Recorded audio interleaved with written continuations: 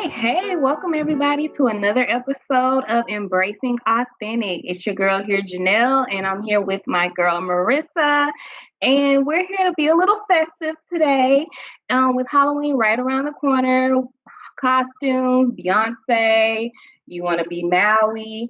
What are we going to be? So as you start thinking about your Halloween costume and maybe even just celebrating that as a holiday, we want to start thinking about cultural appropriation versus appreciation. So, cultural appreciation is when you sincerely seek to learn about or explore a different culture. You learn, you listen, you strive to understand. You seek to honor its beliefs and traditions, not for your own personal gain, not for money, fame, not even for the perfect selfie, but to simply honor the culture and its people. Cultural appropriation is the unacknowledged and inappropriate adoption of the practices, customs, and aesthetics of one social or ethnic group by members of another, typically dominant community or society. So basically, appreciation is to learn more about a culture so you can appreciate and understand it better. Appropriation is where you take it from others and then put yourself in a position of authority. So, Marissa, can you talk about a little bit what we're going to discuss today? Yeah, absolutely. This is a very timely conversation, and I think we planned it as such, but Halloween is just a few days away. And I think if we haven't done it ourselves, we've definitely seen cultural appropriation just going out on Halloween, especially with people our age. It, and I feel like the classic is kind of thinking about Native Americans, and doing like a sexy Native American girl outfit or something like that. But you also Sexy see like Pocahontas. it's always sexy It's something. always sexy something. That's another conversation in and of itself. Just yeah, Yeah. crazy. Or like dressing up as a nun if you're not Catholic. But the So sexy nun. Like always always.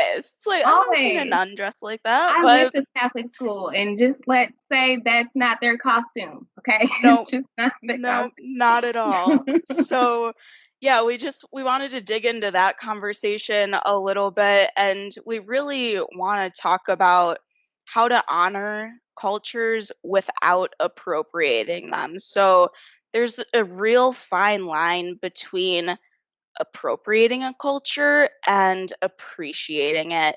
So, when you're thinking of a Halloween costume or not even around the holiday season, how do you actually start to appreciate what you're wearing and appreciate the culture of the people around you? So we got some we did some research before we started this conversation, and this is from Preemptive Love, their website, and how you can honor cultures without appropriating them. So they just gave some advice here, and we wanted to share that with all of you.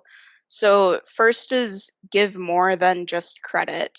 So if you want to celebrate a culture that isn't your own, um, don't go it alone. Involve people that are part of that culture.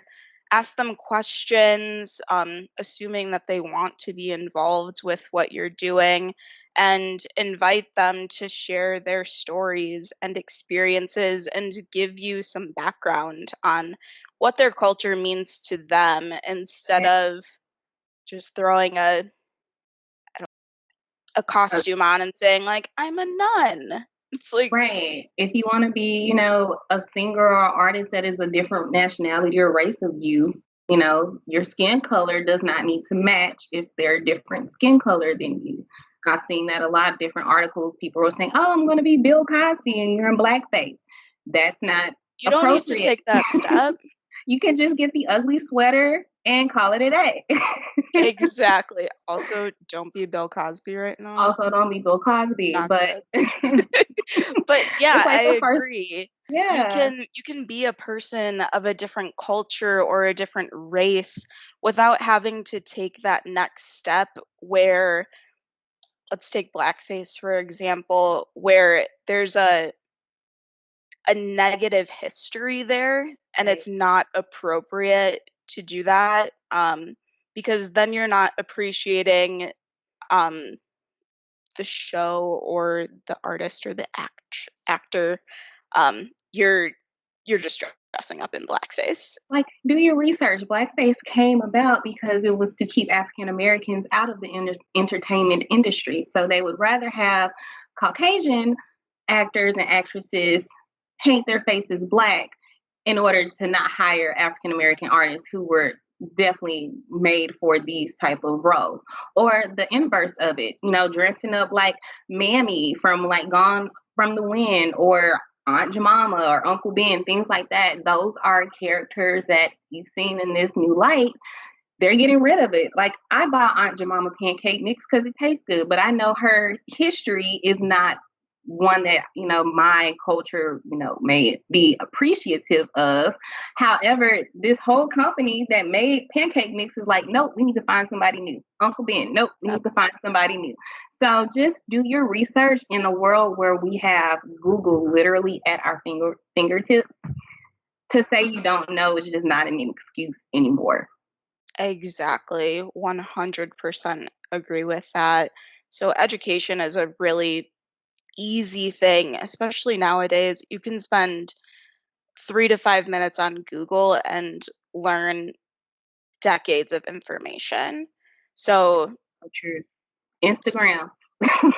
I've learned stuff off Instagram that I yeah, haven't read in history books ever.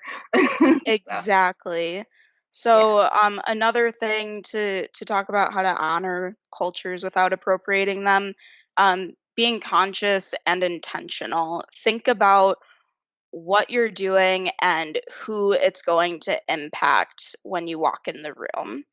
Ask yourself some questions. Do I understand the significance of what I'm doing here? Am I honoring the culture or am I simply imitating it?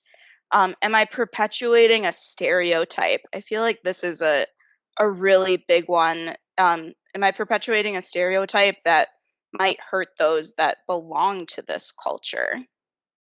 And finally, am I doing this as a personal opportunity to interact with and experience another culture? Or am I just doing this so I can take a cute photo and get a bunch of likes? right.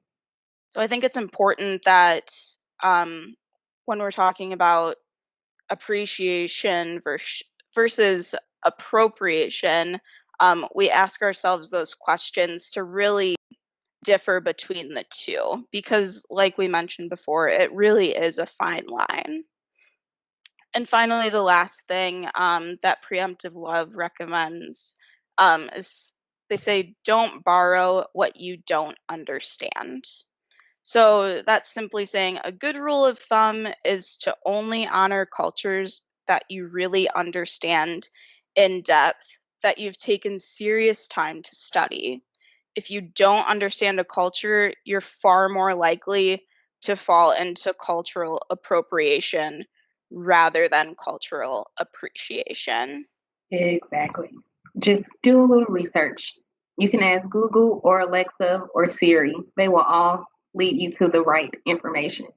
Exactly. And if you, for some reason, you can't find it there, or if you want to learn more, talk to someone that comes from that culture that has that background because you know the information that they're going to give you will not result in appropriation because they're the ones that appreciate that culture more than anybody because they belong to it.